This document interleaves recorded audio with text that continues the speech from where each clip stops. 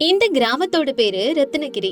இந்த கிராமம் எப்பவும் பச்சை பசேல்னு வயல்களோட செழிப்பா இருக்கும். ஆனா இந்த வருஷம் மழையே இல்லாததால காஞ்சு போய் இருந்துச்சு.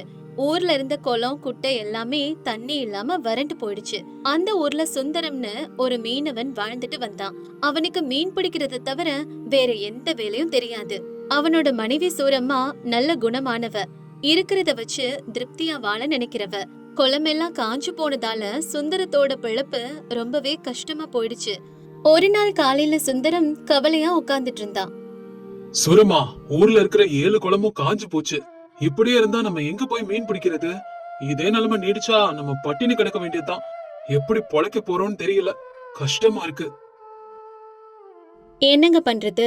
இயற்கை நமக்கு சாதகமா இல்லைனா நம்மளோட முயற்சியால தான் பண்ணணும். நம்ம வீட்ல இருக்கிற அந்த கொஞ்ச நெஞ்ச தானியமும் தீர போகுது. நாளைக்கு சமைக்கிறது கூட அரிசி இல்லங்க. அதனாலதான் நான் ஒரு முடிவு பண்ணிருக்கேன் சுரமா.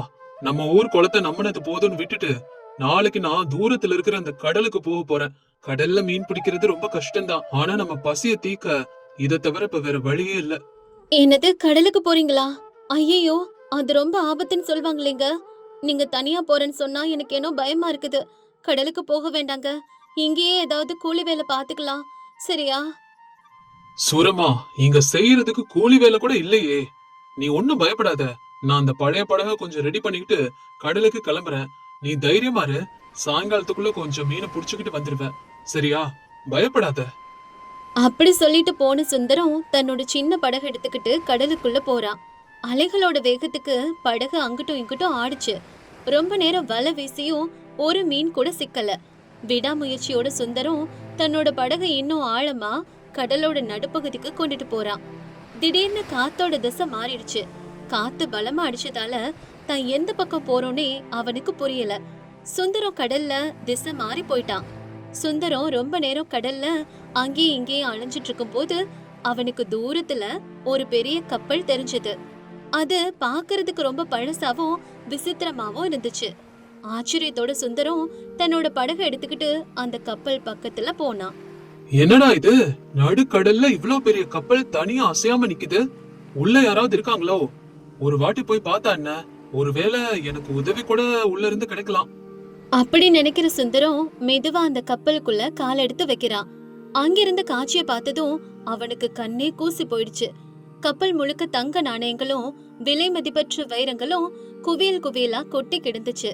அந்த வெளிச்சத்துல அவனோட கண்ணெல்லாம் மின்ன ஆரம்பிச்சது. தன்னோட வறுமை காலத்துக்கு ஒரு முடிவு வந்துடுச்சுன்னு அவன் நினைச்சான். அட கடவுளே, எவ்வளவு பெரிய அதிர்ஷ்டம்! இதெல்லாம் தங்க நாணயங்களா? ஆஹா, என் கஷ்டம் எல்லாம் தீர போகுது. சூரம்மா இனி பட்டினியா கிடக்க வேண்டிய அவசியமே இல்ல. இதுல இருந்து கொஞ்சம் நாணயங்களை மட்டும் எடுத்துக்கிட்டு போவோம். சுந்தரம் அவன் கிட்ட இருந்த ஒரு சின்ன பானையில தங்க நாணயங்களை நிரப்பிக்கிட்டு படகு எடுத்துக்கிட்டு வீட்டுக்கு வந்து சேர்றான். இருட்டுறதுக்குள்ள புருஷன் வீடு திரும்பினதை பார்த்ததும் சூரம்மாவுக்கு அப்பதான் உயிரே வந்துச்சு. அப்ப சூரம்மா இப்படி பேசுறா. வந்துட்டீங்களா? ரொம்ப நேரம் ஆயிடுச்சேன்னு நான் பயந்துகிட்டே இருந்தேன் தெரியுமா? ஆமா, மீன் ஏதாவது கிடைச்சதாங்க? ஏன் உங்க முகம் இவ்ளோ பிரகாசமா இருக்கு? சூரம்மா, உன்கிட்ட முக்கியமா ஒரு விஷயம் சொல்லணும். இன்னைக்கு எனக்கு மீன் கிடைக்கல. ஆனா அந்த லட்சுமி தேவி எனக்கு ஒரு பொக்கிஷத்தை கொடுத்துட்டா. இங்க பாரு, தங்க நாணயங்கள். தங்க நாணயங்களா? இதெல்லாம் எங்க இருந்து வந்துச்சு? யாரோடதையாவது திருடிட்டு வந்துட்டீங்களா என்ன? ஐயோ, நமக்கு இதெல்லாம் வேண்டாங்க. அடுத்தவங்க சொத்துக்கு என்னைக்குமே நம்ம ஆசைப்படக்கூடாது. சூரம்மா, நான் ஒண்ணும் திருடல. கடலுக்கு நடுவுல ஒரு பழைய கப்பல்ல இதுங்க கிடைச்சது. அங்கே யாருமே இல்ல. இத வச்சு நம்ம கடனை எல்லாம் அடைச்சிடலாம். ஆனா ஒரு விஷயம், இத ஊர்ல யார்கிட்ட சொல்லிடாத. கடல்ல பெரிய மீன் கிடைச்சு அத வித்ததால பணம் கிடைச்சதுன்னு மட்டும் சொல்லு. எனக்கு இன்னும் பயமா தாங்க இருக்கு. இருந்தாலும் நீங்க சொல்றதால அப்படியே செய்யறேன். யாருக்கிட்டயும் நான் ஒரு வார்த்தை கூட சொல்ல மாட்டேங்க. அன்னையில இருந்து சுந்தரத்தோட வாழ்க்கையே மாறி போயிடுச்சு. சுந்தரம் முதல்ல தன்னோட கடன்களை எல்லாம் அடைச்சான். அவன் வாழ்க்கையில நடந்த மாற்றத்தை பார்த்து ஊர் மக்கள் எல்லாம் ஆச்சரியப்பட்டாங்க. என்ன சுந்தரம், கடன் எல்லாம் அடைச்சிட்டியாமே? அவ்வளவு பணம் எங்க இருந்துப்பா வந்துச்சு? நேத்து வரைக்கும் சாப்பிட கூட சாப்பாடு இல்லன்னு சொல்லிட்டு இருந்த. அது வந்துப்பா, இங்க மீன் பிடிக்க முடியலன்னு கடலுக்கு போறேன்ல, அங்க கடலோட ஆழத்துல பெரிய பெரிய மீன்கள் கிடைக்குது. அத டவுன்ல கொண்டு போய் வித்தா நல்ல பணம் கிடைக்குது. அதிர்ஷ்டம்னா அது உனக்கு தான்ப்பா கிடைச்சிருக்கு. நம்ம ஊர் குளத்துல ஒரு சொட்டு தண்ணி இல்ல. ஆனா உனக்கு கடலால பணமழை பொழியுது. அதுக்கப்புறம் சுந்தரம் அடிக்கடி அந்த கப்பலுக்கு போக ஆரம்பிச்சான். தங்க நாணயங்களை எடுத்துட்டு வந்தான். அந்த பணத்தை எல்லாம் வச்சு ஒரு பெரிய பங்களா கட்டுனான். நிலங்களை வாங்கினான். சுந்தரத்தோட வீடு ஜமீன்தாரோட வீட்டை விட அழகா மாறிடுச்சு. இத பார்த்த ஜமீன்தாருக்கு பொறாம தாங்க முடியல. இப்படி சுந்தரத்தோட வளர்ச்சிய பாத்துக்கிட்டே இருந்த ஜமீன்தார் ஒரு நாள் சுந்தரத்தோட வீட்டுக்கே வர்றாரு. அப்ப அவரு சுந்தரத்துக்கிட்ட இப்படி பேசுறாரு. என்ன சுந்தரம், உன்னோட பங்களாவை பார்த்தா என்னோட பங்களாவை விட பெருசா இருக்கு. இவ்வளவு பணம் உனக்கு எங்க இருந்து வந்துச்சு? நீ ஏதாவது திருட்டு வேலை செய்யறியா? வணக்கம் ஜமீன்தாரர் ஐயா. நான் ஏன் திருட போறேன்? கடல்ல மீன் கிடைக்குது, அத வித்து பழக்கிறேன், அவ்வளவுதாங்க ஐயா. மீன் வித்தா இவ்வளவு பணம் கிடைக்குமா? இதெல்லாம் என்ன நம்ப சொல்றியா? சரி, அதெல்லாம் விடு. உங்க தாத்தா காலத்துல இருந்து நீங்க எனக்கு வரி கட்டவே இல்ல.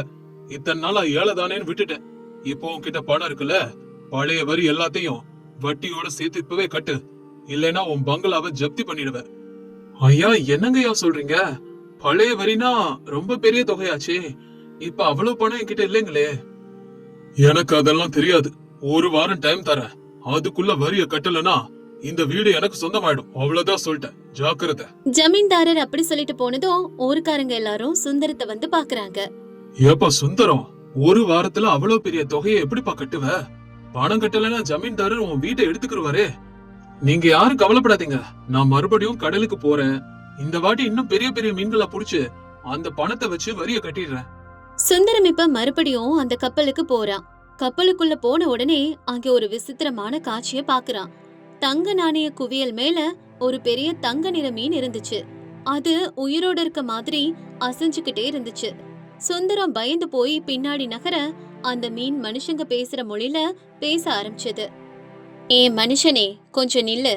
இத்தனை நாளா இந்த தங்க நாணயங்களை எடுத்துட்டு போறியே, இந்த நாணயங்களை வச்சு என்னதான் பண்ற? எனக்கு சொல்லு. அது நான் என் கஷ்டங்களை தீர்த்துக்கிட்டேன். வீடு கட்டினேன், நிலம் வாங்கினேன். இப்ப ஜமீன்தாருக்கு வரி கட்டுறதுக்கு இன்னும் கொஞ்சம் நாணயங்கள் வேணும். அதனாலதான் எடுத்துட்டு போலான்னு வந்தேன். இத்தனை நாள் இந்த தங்க நாணயங்களை சுயநலமா உனக்காக மட்டும் பயன்படுத்திக்கிட்டியா?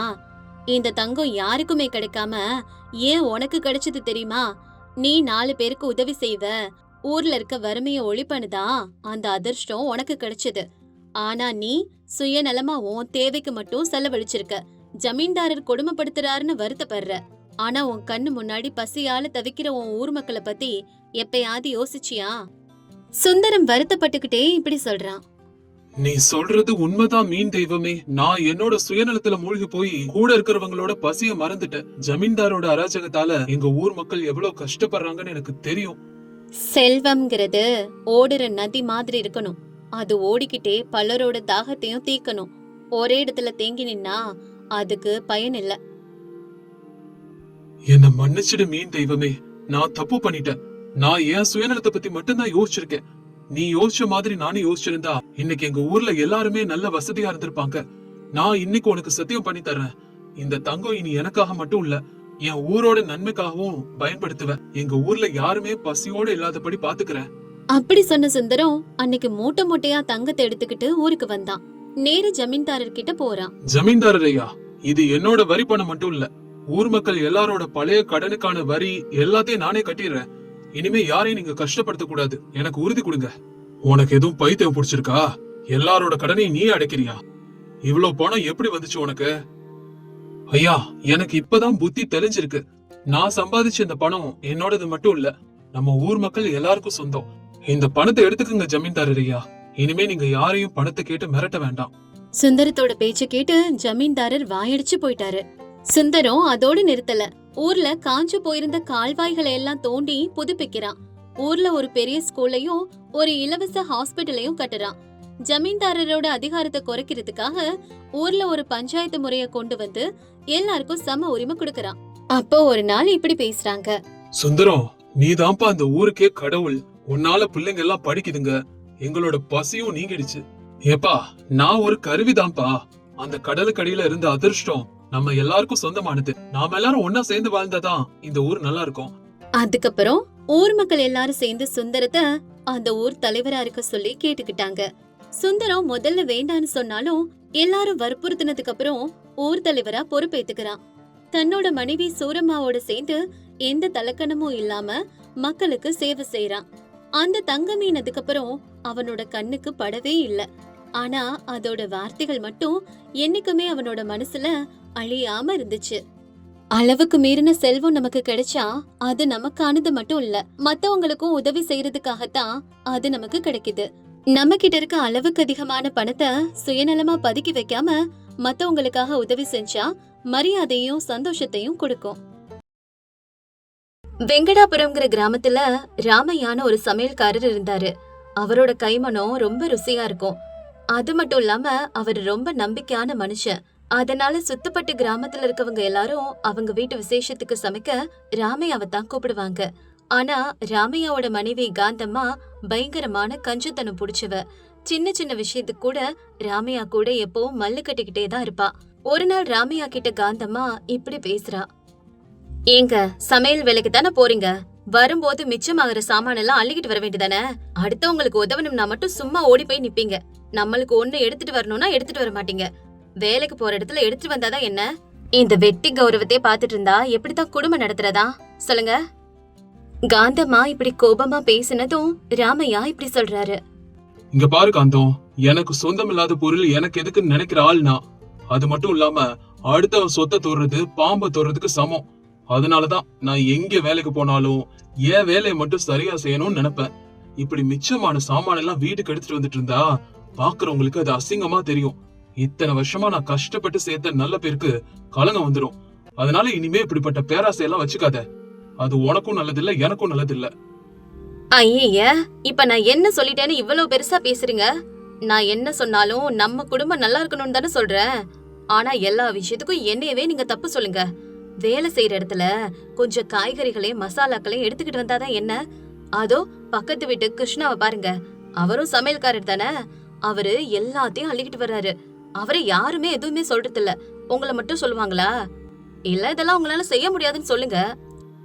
காந்தம், அடுத்த வீட்டு விஷயம் நமக்கு எதுக்கு? சமையல் முடிச்சு வீட்டுக்கு வரும்போதெல்லாம் ஏன் இப்படி சண்டை போடுற? வீட்டுல எனக்கு நிம்மதியே இல்லாம போகுது. ச்சே, வர வர வீட்டுக்கு வரவே பிடிக்கல. அப்படி சொல்லிட்டு தன்னோட நண்பனான வீரையாவை பார்க்க போறாரு. டே வீரையா, என்ன பண்ணிட்டு இருக்க? எதுவும் வேலையா இருக்கியா என்ன? கொஞ்சம் இப்படி வாப்பா, உங்ககிட்ட கொஞ்சம் பேசலான்னு தான் வந்தேன். மனசே சரியில்லாம இருக்கு. வாப்பா ராமையா, என்னாச்சு? என்னோட வேலை எப்போ இருக்கிறதாப்பா, அதத்தான் பாத்துட்டு இருக்கேன். நான் அப்புறம் கூட வேலையில பாத்துக்கிறேன். வா, வந்து என்ன பிரச்சனைன்னு சொல்லு. மனசு சரியில்லைங்கிற முகம் வேற ஒரு மாதிரி இருக்கு. நான் என்னத்த சொல்றதுடா, இந்த காந்தம் நாளுக்கு நாள் என் கூட சண்டை போட்டுட்டே இருக்காடா. சமையல் செய்ய போற இடத்துல மிச்சமாகிற சாமானெல்லாம் வீட்டுக்கு கொண்டு வரலன்னு டெய்லி கேக்குறா. வீட்டுல எனக்கு நிம்மதியே இல்ல வீரையா. டே ராமையா, என்னப்பா இந்த சின்ன விஷயத்துக்கு அவ்வளவு கவலைப்படுற? என் தங்கச்சி காந்தம் சின்ன பிள்ளைத்தனமா பேசுறவ, அதனாலதான் அப்படி கேட்டிருப்பா. ஆனா இதெல்லாம் எல்லா வீட்லயும் நடக்கிறதாப்பா. இதெல்லாம் கண்டும் காணாத மாதிரி விட்டுறணும் ராமையா. அப்படியா சொல்ற வீரையா? உன் தங்கச்சி மாறிடுவான்னு நினைக்கிறியா? என்னவோ தெரியலப்பா, நீ இப்படி சொல்லும் போது எனக்கு கொஞ்சம் நம்பிக்கையா இருக்கு. சரி, வந்து நேரமாச்சு, நான் கிளம்புறேன்ப்பா. அப்படி வீரையா கொடுத்த தைரியத்தோட காந்தம்மா மாறிடுவான்னு ராமையா நினைச்சிட்டு இருந்தாரு. இப்படியே கொஞ்ச நாட்கள் போச்சு. ஒரு நாள் அந்த ஊரு ஜமீன்தாரரான நாராயணராவ் ஆளை விட்டு ராமையாவை கூட்டிட்டு வர சொல்லியிருந்தாரு. ராமையாவும் அங்கே போறாரு. வணக்கம் ஐயா, நீங்க கூட்டிட்டு வர சொன்னீங்கன்னு சொன்னாங்க. ஏதாவது வேலை இருக்கா ஐயா? ஆமா ராமையா, எங்க வீட்டுல சீக்கிரமா ஒரு விசேஷம் நடக்க போகுது. வர சொந்த பந்தங்களுக்கு எல்லாருக்கும் நல்ல ருசியான சாப்பாடு சமைச்சு போடணும். காசு எவ்வளவு ஆனாலும் பரவாயில்ல. கண்டிப்பாங்க ஐயா, உங்களை எல்லாரும் பாராட்டுற அளவுக்கு சமைச்சு கொடுக்க வேண்டியது என்னோட பொறுப்புங்க ஐயா. இந்த வேலையை என்ன நம்பி கொடுத்ததுக்கு ரொம்ப ரொம்ப நன்றி ஐயா. அப்படி ராமையாவுக்கு ஜமீன்தாரர் வீட்டு விசேஷத்துல சமைக்கிற பெரிய வாய்ப்பு கிடைச்சது. இந்த விஷயம் எப்படியோ காந்தம்மாவுக்கும் தெரிஞ்சது. சமையல் செய்ய வேண்டிய நாளும் வந்துச்சு. அப்ப காந்தம்மா இப்படி சொல்றா. என்னங்க, எப்பவுமே சமையல் வேலைக்கு நீங்க மட்டும்தான் போறீங்க. நான் எங்கேயுமே வரதில்ல. என்னைய நீங்க கூட்டிட்டு போனா உங்க கூட கூட மாட உதவி செய்வேன். காய்கறி நறுக்கிறது, அந்த மாதிரி சின்ன சின்ன வேலைகளை செய்வேன். நானும் வரேங்க. சரி சரி, வா. நீயும் வீட்டுல சும்மா தானே இருக்கிற, அங்க வந்து பார்த்தாதான் சமையல் வேலை எவ்வளவு கஷ்டம்னு உனக்கு புரியும். அப்படி புருஷன் பொண்டாட்டி 2 பேரும் ஜமீன்தார் வீட்டு சமையல் வேலைக்கு போறாங்க. அங்க சமையல் செய்யறதுக்காக இறக்கி வச்சிருந்த சாமான்களை பார்த்த உடனே காந்தம்மாவோட கண்ணு பளிச்சுன்னு மின்னுச்சு. எப்படியாவது சில சாமான்களை யாருக்கும் தெரியாம அமுக்கிடணும்னு மனசுக்குள்ளே பிளான் பண்றா. அங்க வேலை செய்யற சண்டின்னு ஒரு பையன் இதெல்லாம் கவனிச்சுட்டே இருக்கான். ஏங்க, இந்த குழம்புல ஏன் மசாலாவை கொட்டுறீங்க? கொஞ்சம் குறைச்சு போடுங்க. அந்த சாம்பார்ல காய்கறிகளை குறைவா போடுங்க. கூட்டுல முந்திரி பருப்பை குறைங்க, அப்பதான் நமக்கு நிறைய மிச்சமாகும். இதோ பாரு காந்தம், ஏன் வேலையை நீ செய்ய விடு. உனக்கு அவ்வளவுதான் இருந்தா நீயே சம. இங்க எல்லாரும் இருக்காங்க, நம்மளே பாத்துட்டு இருக்காங்க. இந்த மாதிரி லூசுத்தனமா சும்மா நின்னு பேசுறத விட்டுட்டு ஒழுங்கா வேலை போய் பாரு போ. சரின்னு சொன்ன காந்தம்மா அங்கிருந்து சில பொருட்கள் எடுத்துக்கிட்டு யாருக்கும் தெரியாம போயிடுறா. இத பார்த்த சண்டி ஜமீன்தாரரோட மேனேஜர் கிட்ட வந்து சொல்றான். ஐயா, சமையல் நடக்கும்போது நான் பார்த்தேயா, ராமையாவோட சம்சாரம் சாமான எல்லாம் திருடிட்டு இருந்தாங்க. அது மட்டும் இல்லாம ராமையாவும் இந்த முறை சமையல ருசியா செய்யல. நம்ம காசெல்லாம் வீணாக போகுது ஐயா. சும்மா இரு சண்டி, எனக்கு ராமையாவை பத்தி நல்லா தெரியும். அவனை பத்தி என்கிட்ட குறை சொல்றியா? அவன் சூப்பரா சமைப்பான், ரொம்ப நம்பிக்கையானவன். நீ ஏதோ தப்பா புரிஞ்சுக்கிட்டு இதெல்லாம் சொல்ற. சரி, இதெல்லாம் யோசிக்காம நீ போய் வேலையை பாரு. ஆனாலும் இந்த மேனேஜர் கனகையாவுக்கு கொஞ்சம் சந்தேகம் வருது. அதனால ராமையா கிட்ட போய் பேசுறாரு. ராமையா, இந்த முறை நீ செஞ்ச சாப்பாடு அந்த அளவுக்கு ருசியா இல்லையப்பா. நாங்க வாங்கி தந்த சாமான்களையும் நிறைய காணோம். எப்போ இல்லாத மாதிரி ஏப்பா சொதப்புற? என்னாச்சு உனக்கு? எதுவும் பிரச்சனையா? என்ன மன்னிச்சிடுங்க ஐயா, இந்த ஒரு தடவை என்ன விட்டுருங்க. இதுக்கப்புறம் நடக்காம நான் பாத்துக்கிறேயா. அப்படி சொன்ன ராமையா சமையல் வேலையை முடிச்சிட்டு வீட்டுக்கு வராரு. வந்துட்டீங்களா? பாத்தீங்களா நான் எவ்வளவு சாமான சேர்த்து வந்திருக்கேன்னு? நம்ம வீட்டுக்கு பருப்பு, உப்பு, மசாலா, காய்கறின்னு இன்னும் 1 மாசத்துக்கு தேவையான மளிகை பொருள் எல்லாம் வந்தாச்சு. உங்களுக்கு எவ்வளவு காசு மிச்சம் பண்ணிருக்கேன் பாத்தீங்களா? என்ன பேசுற காந்தம்? உன்னால இன்னைக்கு வேலை முடிஞ்சதும் ஜமீன்தாரோட ஆளுங்க கிட்ட பேச்சு வாங்க வேண்டியதா போயிடுச்சு. நான் எவ்வளவு சொல்லியும் நீ கேட்கவே இல்லைல்ல. இப்படி செய்யறது தப்பு. வேலை செய்யற இடத்துல இருக்கிற நம்பிக்கைய நம்ம இழந்துருவோம். ஏன் இப்படி செஞ்ச? என்னங்க நீங்க எப்ப பார்த்தாலும் நம்பிக்கை, மனிதாபிமானம்னு சொல்லிக்கிட்டே இருக்கீங்க. உங்களால இவ்வளவு சாமான ஒரே நேரத்துல கொண்டு வர முடியுமா? உன் கூட என்னால மல்லு கட்ட முடியாது காந்தம். உன்னை அந்த கடவுள் தான் மாத்தணும். உன்னால எனக்கு கெட்ட பேர்னு சொன்னாலும் உன் புத்திய நீ மாத்திக்கவே மாட்டேங்கிற. அப்படி கோபமா சொல்லிட்டு வீரையாவை பாக்குறதுக்கு ராமையா போறாரு. டேய் ராமையா, என்ன இப்படி வர்ற? சமையல் வேலை எல்லாம் முடிஞ்சதா? விசேஷம் எப்படிப்பா போச்சு? சீக்கிரமா வந்துட்டு போல இருக்கு. அத பத்தி ஏன்பா கேக்குற? என் மான மரியாதை எல்லாம் போயிடும் போல இருக்குதுப்பா. கஷ்டமா இருக்கு. என்னப்பா இப்படி சொல்ற? என்ன பிரச்சனை? கொஞ்சம் புரியுற மாதிரி எதா இருந்தாலும் தெளிவா என்கிட்ட சொல்லுப்பா. எனக்கு பிரச்சனையும் உன் தங்கச்சி காந்தத்தினாலதான்ப்பா. அவ இப்ப சாமான திருடுறதுக்காக என் கூடவே சமையலுக்கு வரேன்னு அடம் பிடிச்சா. வேண்டான்னு சொன்னா சண்டை. அது மட்டும் இல்லாம இன்னைக்கு அவ பண்ண அலப்பறனால சமையலும் சரியா அமையல. அதனால ஜமீன்தாரோட வேலைக்காரன் கனகையா வந்து என்ன 4 வார்த்தை நல்லா கேட்டுட்டு போயிட்டான். ஏப்பா, உன்னை பத்தி தெரிஞ்சதுனாலதான் அவன் திட்டத்தோட விட்டுருக்கான். வேற யாராச்சும் இருந்தா நேரம் போலீஸ்ல புடிச்சு கொடுத்திருப்பாங்க. இத பத்தி எல்லாம் காந்தத்துக்கிட்ட கொஞ்சம் எடுத்து சொல்லி புரிய வைப்பா. வேற என்ன பண்றது? சொன்னா கேக்குற ரகமா உன் தங்கச்சி. அவளுக்கு சாமா மேல அப்படி ஒரு பேராசடா. அதனாலே தினமும் எங்களுக்குள்ள சண்டை நடக்குது. புரியுதுப்பா. இப்படியே இருந்தா ரொம்ப கஷ்டம்தான். காலம்தான் அவளுக்கு பாடம் கத்து கொடுக்கணும். நீ கொஞ்சம் பொறுமையா இருப்பா. ராமையாவும் சரின்னு சொல்லி இந்த தடவை காந்தம்மாவை மன்னிச்சிட்டாரு. இப்படியே கொஞ்ச நாட்கள் போகுது. ஊர் மக்களுக்கு ராமையா மேல இருக்க நம்பிக்கை கொஞ்சம் கொஞ்சமா குறைய ஆரம்பிக்குது. கொஞ்ச நாளுக்கு அப்புறம் ஜமீன்தாரர் வீட்டுல விசேஷம் வரவும் மறுபடியும் ராமையாவை கூப்பிட்டாங்க. இங்க பாரு ராமையா, நீ நல்லா சமைப்பான்னு எனக்கு உன் மேல நம்பிக்கை இருக்கு. ஏதோ ஒரு சில தடவை தப்பு நடக்கிறது சகஜம்தான். அது மறுபடியும் நடக்காம பாத்துக்கிட்டா இதுக்கப்புறம் எல்லாமே நல்லபடியா நடக்கும். சரியாப்பா? போன தடவை நடந்த விஷயத்துக்கு அப்புறம் எனக்கு மறுபடியும் வேலை தருவீங்களா மாட்டீங்களான்னு பயந்துட்டு இருந்தேன். எனக்கு இந்த வாய்ப்பு கொடுத்ததுக்கு ரொம்ப நன்றி ஐயா. சரி ராமையா, நீதான் எல்லாத்தையும் கவனிச்சுக்கணும். சமையல் பிரமாதமா வரணும்.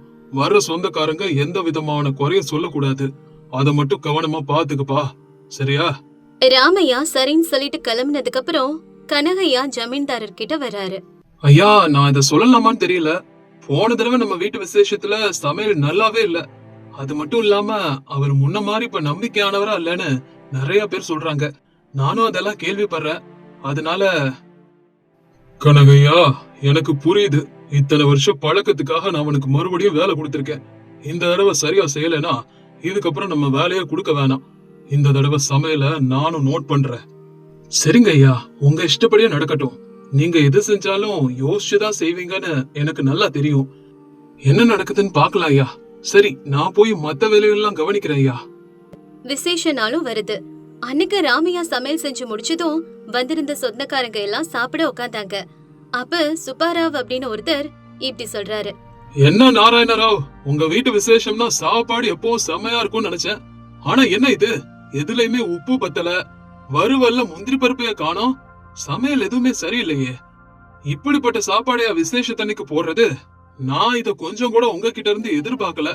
சாப்பாடு ரொம்ப ரொம்ப சுமாரா தான் இருக்கு. அப்படி எல்லாரும் சொல்லவும் ஜமீன்தாரர் கோபப்பட்டு ராமையா கிட்ட பேசுறாரு. இதோ பாரு ராமையா, உன்னால என் சொந்தக்காரங்க முன்னாடி என் மானமே போயிடுச்சு. இனிமே நீ எங்கேயும் சமையல் செய்யக்கூடாது. ஐயா, இவ்வளவு பெரிய வார்த்தையே சொல்லாதீங்க ஐயா. வேலை இல்லைன்னா என் குடும்பத்துக்கு ஒருவேளை சாப்பாட்டு கூட வழி இருக்காது ஐயா. நான் எப்படிங்க ஐயா பொழைக்கிறது? என் வேலைக்காரன் கனகையா அவ்வளவு சொல்லியும் கேட்காம உன் மேல இருந்த நம்பிக்கையால வேலை கொடுத்த எனக்கு நல்லா வேணும். இதுக்கப்புறம் ஒரு வார்த்தை கூட பேசாம இங்க இருந்து கிளம்பு. அதான் எல்லாருக்கும் நல்லது. இப்பவே வீட்டை விட்டு வெளியே போறாமையா. இதுக்கப்புறம் என் மூஞ்சில முழிக்காத.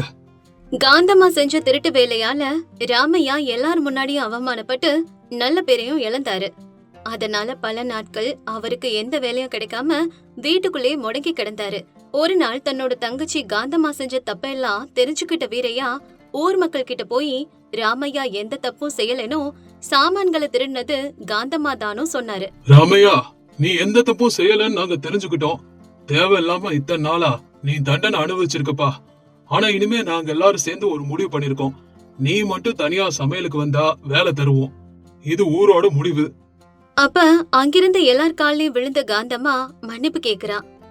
ஜமீன்தாரர் ஐயா, என்ன மன்னிச்சிடுங்க. என் புத்தி கெட்டு போய் அந்த தப்ப செஞ்சுட்டேன். இனிமே எப்பவும் என் கணவரோட வேலைக்கு நான் இடையூறா இருக்க மாட்டேன். ஊர் மக்கள் எல்லாரும் என்ன மன்னிச்சிடுங்க. இதுக்கப்புறம் இப்படி நான் பண்ணவே மாட்டேன். ராமையா கிட்டயும் மன்னிப்பு கேட்டா காந்தம்மா. தப்ப உணர்ந்துட்டதுனால ஊர் மக்கள் எல்லாரும் காந்தம்மாவை மன்னிச்சு ராமையாவுக்கும் எப்பவும் போல வேலை கொடுக்க ஆரம்பிச்சாங்க. அன்னையில இருந்து ராமையாவும் காந்தம்மாவும் சந்தோஷமா வாழ ஆரம்பிச்சாங்க.